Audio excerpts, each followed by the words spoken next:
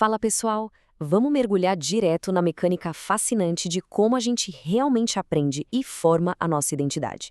É uma jornada contínua que sai lá do desenvolvimento psicológico de cada um de nós e vai até a força gigante dos grupos sociais. Para ancorar isso na realidade, pensa numa situação bem comum, do dia a dia mesmo. Imagina que uma criança está fazendo 6 anos. Qual a faixa etária do brinquedo que a gente deve comprar de presente? Intuitivamente, a gente corre para a prateleira dos brinquedos indicados para 6 anos, né? Mas a teoria que a gente vai destrinchar aqui propõe uma virada de chave completa nessa lógica. Para desvendar esse mistério do brinquedo e muito mais, a gente vai navegar por 5 pontos essenciais: o sujeito sócio-histórico, a tal da zona de desenvolvimento iminente, a produção de sentidos, o papel gigante das emoções e, para fechar, as dinâmicas de grupo. Começando pelo sujeito sócio-histórico, essa é a base de tudo que a gente vai falar hoje.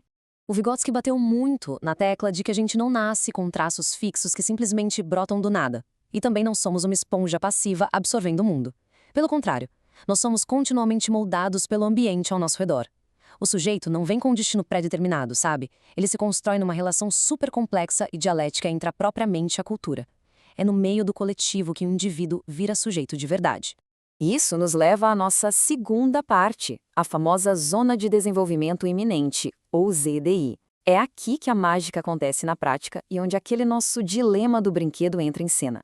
A gente precisa separar 2 níveis de desenvolvimento. De um lado, tem o desenvolvimento real. É aquilo que a pessoa já domina, o que ela já consegue fazer sozinha, de olhos fechados. Do outro lado, existe o desenvolvimento potencial. Esse é aquele desafio que a pessoa ainda não consegue resolver de forma independente, mas que tira de letra se tiver uma ajudinha externa. Tipo um colega dando uma dica ou um adulto ajudando a encaixar a última peça de um quebra-cabeça. O espaço entre esses 2 pontos é exatamente a zona de desenvolvimento iminente. É uma área dinâmica de transição. Então, voltando para o nosso exemplo prático, a ZDI mostra que a gente não deveria dar um brinquedo de 6 anos para uma criança de 6 anos, porque isso só exercita o que ela já sabe. Para estimular um desenvolvimento real, o ideal é dar um desafio um pouquinho maior, tipo um brinquedo de 7 anos. No começo, a criança vai precisar daquela nossa ajudinha, de uma mediação, e é justamente aí, brincando e sendo desafiada na ZDI, que a aprendizagem puxa o desenvolvimento, ativando habilidades que ainda estavam adormecidas. Entendendo como a ZDI funciona, vamos afastar um pouquinho a lente para falar de mediação e produção de sentidos, e ver como a cultura atua nos bastidores do nosso aprendizado. A gente só se apropria da cultura através da mediação. E usamos 2 ferramentas para isso, os instrumentos e os signos. Os instrumentos são físicos. Eles mediam a nossa ação prática no mundo, o nosso impacto lá fora. Já os signos, como a própria linguagem, agem do lado de dentro. São eles que a gente usa para organizar nossos pensamentos e dar contorno para os nossos sentimentos, elevando nossa capacidade mental. Isso ilustra brilhantemente uma diferença que muita gente confunde: significado versus sentido. O significado é a definição do dicionário, algo comum ao grupo social construído ao longo da história. Já o sentido é algo extremamente íntimo. É como cada um de nós vivencia de forma única e subjetiva aquele significado coletivo. Quando a gente passa por novas experiências, são exatamente esses sentidos internos que ganham novos contornos. Mas nada disso acontece de forma robótica, claro. Por isso, entramos agora na base afetiva de tudo isso: emoção, afeto e a tal da Perejivani. Primeiro, é super importante separar o que é emoção do que é sentimento. A emoção é aquele choque rápido, instintivo e físico. A própria palavra vem do latim e significa movimento para fora. É um susto, uma reação do ambiente.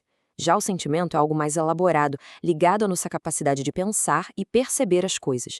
Ele dura muito mais tempo no nosso corpo e na mente. Juntando os 2, temos a nossa vida afetiva, que é o que realmente guia e transforma o nosso comportamento. E aí chegamos nessa citação que resume a Perejivani, um conceito fortíssimo sobre a vivência. A ideia central aqui é que a gente não evolui psicologicamente só acumulando informação. O verdadeiro salto, a reorganização da nossa mente, só acontece através de dramas sociais reais, coisas que a gente sente na pele. A experiência tem que bater forte, tem que ser sentida com toda a sua intensidade e dramaticidade para gerar uma transformação autêntica na gente. E onde é que esses dramas todos acontecem? Nos grupos. Entrando agora na nossa última parte, as dinâmicas do processo grupal. Trazendo a visão da Sylvia Lane, uma pioneira fantástica na psicologia social, a gente percebe logo de cara que os grupos nunca estão prontos ou acabados, não são moldes fixos. Eles são organismos vivos, em constante processo. Analisar um grupo é entender não só as regras atuais dele, mas a história de vida de cada pessoa ali dentro e as tensões de consciência e alienação que rolam o tempo todo. O Martin Barreau nos dá uma bússola incrível para mapear tudo isso. Ele diz que a gente precisa olhar para 3 parâmetros que estão sempre embolados e interligados em qualquer cenário real: a identidade do grupo, o poder que circula nele e a atividade prática que a galera realiza. A identidade não cai do céu, né? Ela é construída passo a passo. Começa lá na organização formal, nas regrinhas básicas de quem pode entrar. Depois, ganha forma quando o grupo tromba e interage com outros grupos diferentes na sociedade. E o ponto alto é quando bate aquela consciência de pertencer. É aquele sentimento intensamente subjetivo de que essa é a minha galera e que o grupo agora é uma referência essencial para a vida. Só que onde tem grupo, tem poder grupal. E o poder muitas vezes é uma força invisível, exercida de forma sutil, que normatiza e dita as regras da ação humana. Ele diz o que pode e o que não pode. Esse poder sempre nasce de algum conflito ou desequilíbrio. Alguém tem mais recursos, sejam materiais ou simbólicos, do que o outro. E não se engane, isso não fica só no mundo das ideias. O poder produz efeitos muito concretos e reais nas relações. Além da identidade e do poder, todo grupo se sustenta ao realizar uma atividade conjunta, um propósito. E essa atividade rola em 2 vias coreografadas. Na via externa, o grupo age para causar impacto real na sociedade e afirmar sua identidade lá fora. Na via interna, a preocupação é realizar os sonhos e as aspirações de quem está lá dentro, cuidando dos próprios membros. A gente vê essas dinâmicas o tempo todo, em todas as esferas da vida. Desde os grupos primários, como a nossa família, que cuida das necessidades básicas, até os funcionais, que focam no desempenho de papéis sociais, tipo no trabalho. Sem esquecer dos grupos estruturais enormes que envolvem os interesses de classes sociais inteiras. Tudo gira em torno disso. Mas e quando essas dinâmicas de grupo causam dor ou adoecem alguém? É aí que a visão do Gonzalez Reis sobre a clínica é espetacular. Ele tira a psicoterapia daquele lugar frio de oficina para consertar gente quebrada e a coloca como um espaço riquíssimo de desenvolvimento humano. A clínica vira um ambiente para a gente produzir ativamente novos sentidos subjetivos que sejam alternativas àquelas vivências que estavam causando sofrimento na rede social afora. O que deixa uma pulga atrás da orelha para a gente encerrar.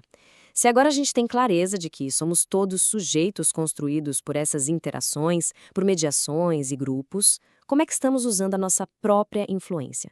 Quais novos sentidos e, principalmente, quais zonas de desenvolvimento iminente a gente está impulsionando nas pessoas que cruzam nosso caminho todos os dias? Fica aí a reflexão. Muito obrigado por acompanhar mais esta explicação e a gente se vê na próxima análise.